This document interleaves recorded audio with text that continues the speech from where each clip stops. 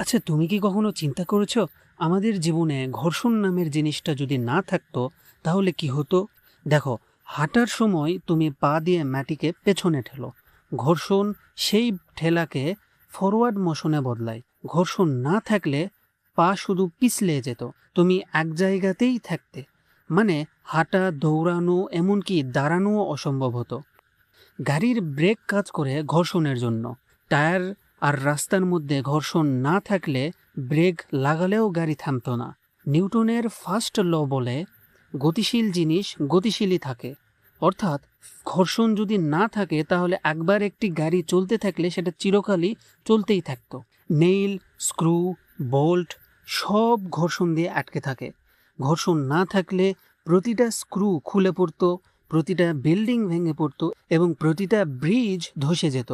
তোমার পরনের কাপড়ও পরে যেত, কারণ কাপড়ের সুতাও ঘর্ষণ দিয়েই বোনা। ঘর্ষণ ছাড়া মানব সভ্যতা এক সেকেন্ডও টিকত না। ঘর্ষণ আমাদের বাঁচায়, কিন্তু একই সাথে ঘর্ষণ তোমার গাড়ির ইঞ্জিনের 30% এনার্জি নষ্ট করে ফেলে। মানে ঘর্ষণ একই সাথে তোমার বন্ধু আবার তোমার শত্রু। পরের বার যখন রাস্তায় দিয়ে হাঁটবা, মনে রাখবা ঘর্ষণ না থাকলে তুমি এই পথে হাঁটতেই পারতে না।